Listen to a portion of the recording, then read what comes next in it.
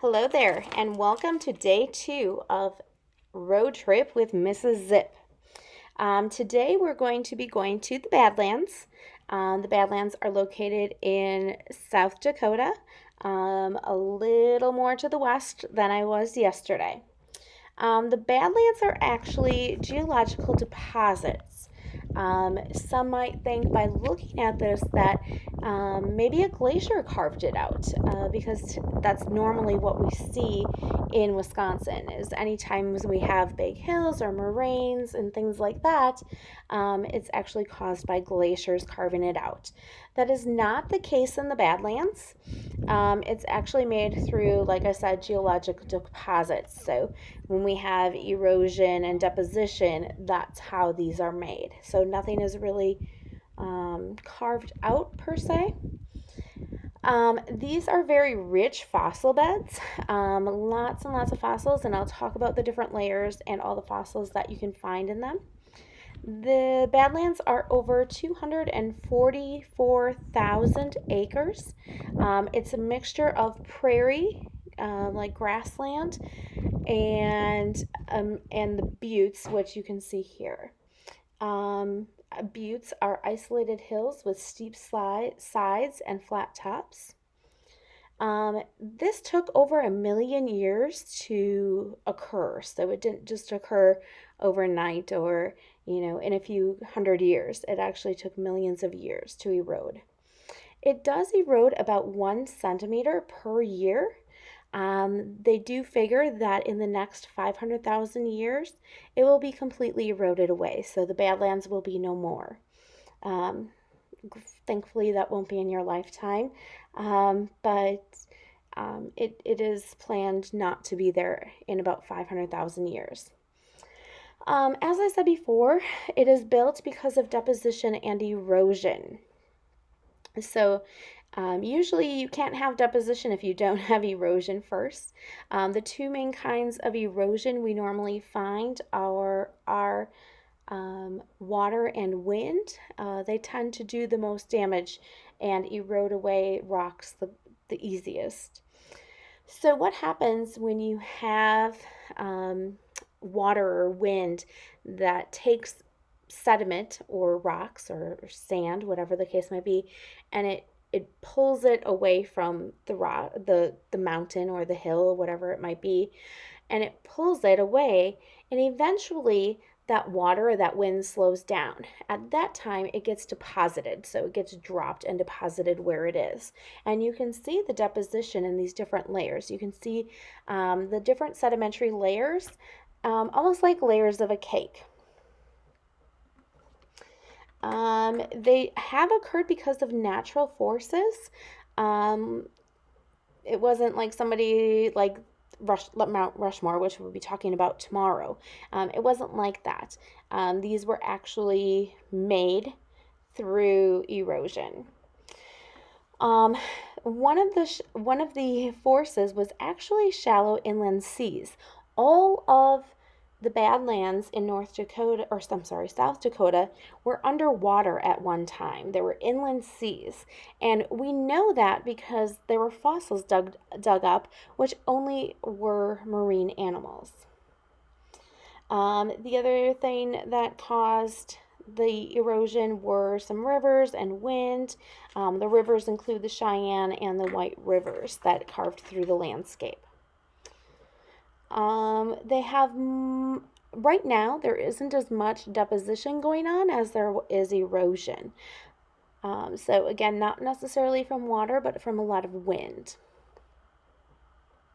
Many people think that the Badlands only are in Badlands National Park in South Dakota. It's actually not true. Badlands are a geological term, so just like an island or a butte or a mesa. So it's a geologic concept. So the Badlands with a capital B talks about the place in South Dakota. Badlands with a lowercase b talks about a geological feature. So that geological feature is made up of soft sedimentary rocks that erode very easily. Again, sedimentary rock is when you have sediments that come together, so usually through deposition And you have different types of rocks that basically come together. So examples of sedimentary rocks are conglomerates and limestone. We talk about three different types of rocks. Sedimentary. Metamorphic is caused by heat and pressure, usually a squeezing inside the earth.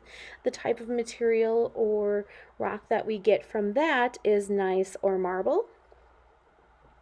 The next is igneous rock, which occurs when magma cools and hardens. The types of rock we see with igneous rock are basalt and obsidian. The types of rocks that we find in the Badlands are sandstones, claystones, limestone, siltstone, mudstone, volcanic ash, and shale. Most of the rock do come from ancient river channels, and some come from calcium-rich groundwater, so it actually comes up through the ground. There are 4 different layers that we can see. There's a lot more layers, but the main layers, there's 4 different. So it's important to remember that we're always going to find the oldest layers on the very bottom. We call that the law of superposition. The law of superposition states younger over older. So all of the young rocks are on the top, so the newest rocks, and all of the oldest rocks are down at the bottom. As you can see through many of these, there are a lot of different layers.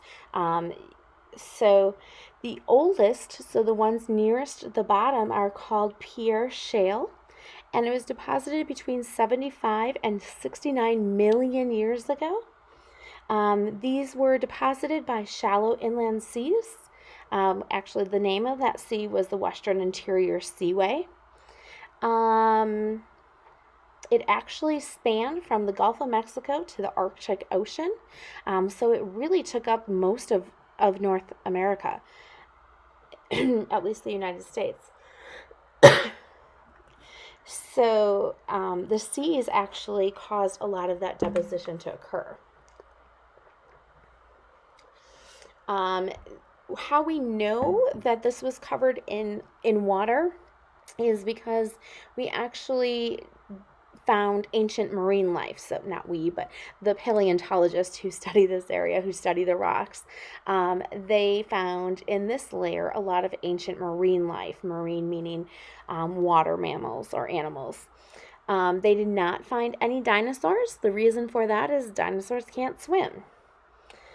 They did find shelled cephalopods and a mosasaur, which is a giant marine reptile that actually is 50 feet long. So it's a very, very large marine animal. The next layer is the yellow mounds, and you can see these very clearly in some of my pictures. It doesn't look very old in some of them because a lot of the top layers have been eroded away, or there hasn't been any deposition on the top of them. But the yellow mounds are very, very clear because they're yellow. It's an altered version of Pierre Shale. It kind of, after the Western Interior Seaway, that body of water I was talking about, drained, the yellow mounds were left. And basically it weathered into soil, and that was, the leftover shale was preserved in the yellow mounds, which gives it its yellow color. The type of animals that we have found in this layer are called paleozoes, which, actually, sorry, take that back, it's not an animal. Paleosoils, which is basically fossilized soil preserved in rock records. So there's something called the geologic column, and my 6th graders should know this because we've talked about it. And basically, we can compare rocks all over the world, and we can determine their relative date, their relative age to each other based on where it is in that geologic column. So this fossilized soil, we're able to date how old it is approximately. But it was very brightly colored. The mustard color, so like that yellowish color, comes from the rock geothite. The next layer is the Chadron Formation. It's light gray claystone beds. You can see the different layers. You can see that lighter color. That's the Chadron Formation. It was deposited about 37 to 34 million years ago.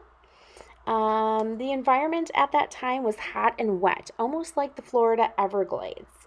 So very, very hot, wet, muggy, sticky, kind of like Wisconsin sometimes in the summer. The type of animals they actually found here in this layer were alligators.